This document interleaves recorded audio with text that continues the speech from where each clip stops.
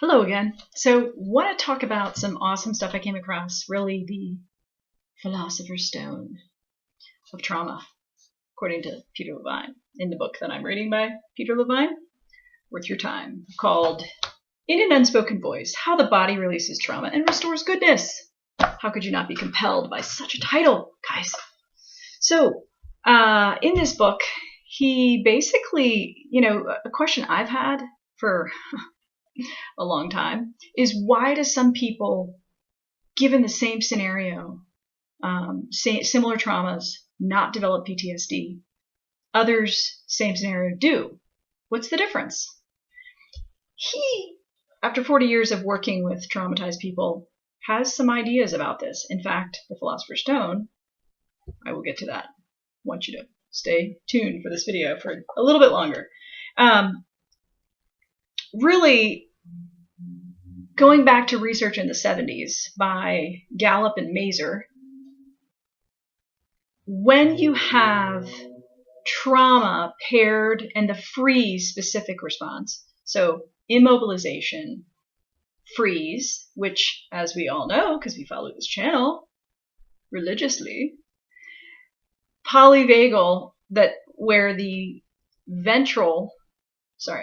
dorsal vagus gets triggered, the lowest, most primitive part of the vagus nerve gets triggered, that's when you induce a freeze, immobilization type response.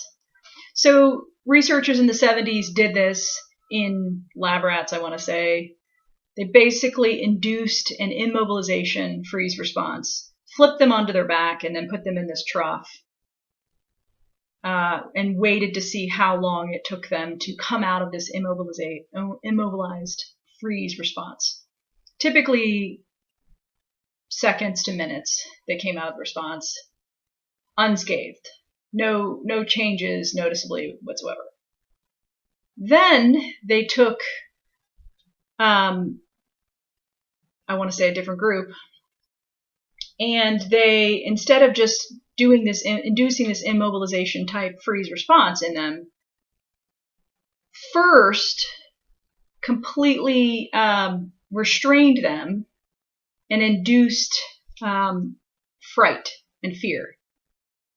Then did the immobilization response of flipping them onto their back and leaving them in the trough. That group of lab rats took much longer,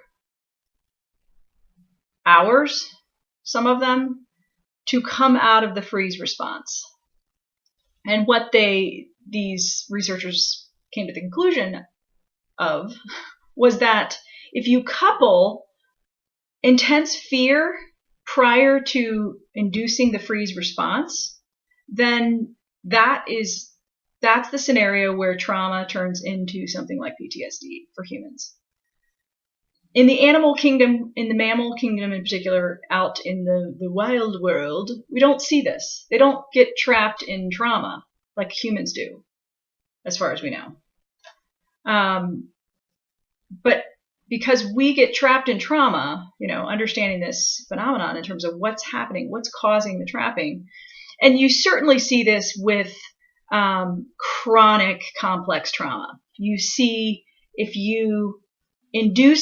somebody gets frozen and immobilized in the space of their trauma, and then as they're coming out of it, they're feared again, which would be the case, say, in an abusive relationship, then that sends them right back into freeze. And so then this chronic level of freeze gets induced, immobilization.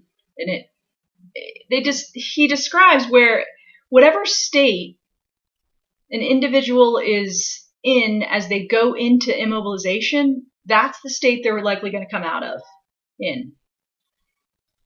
That makes sense to me. And then also goes so far as to say, you have, and it's true, according to polyvagal theory, you have times where the immobilization response physiologically gets induced, but it doesn't cause trauma. It doesn't cause chronicity. What would that be, you say? What are those cases? Well, for example,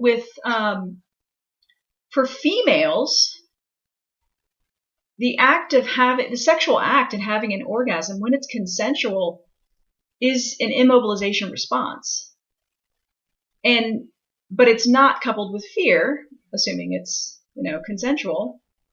And that basically does not, it's the opposite response. It's even pleasurable, not traumatic for the individual. And so understanding that it's not merely the freeze and immobilization response that's the problem, but rather the coupling of all sorts of things that go along with that response, that's what causes the cycle, because it becomes maladaptive. Initially, it's not maladaptive to go into freeze. In fact, it's helping presumably decrease the amount of pain if someone is going to die from the lioness. So that's supremely important, in my opinion, to know. More on that later, but thanks for tuning in for now. Audio. Oh, read the book. There you go. In an unspoken voice, how the body releases trauma and restores goodness. Audio.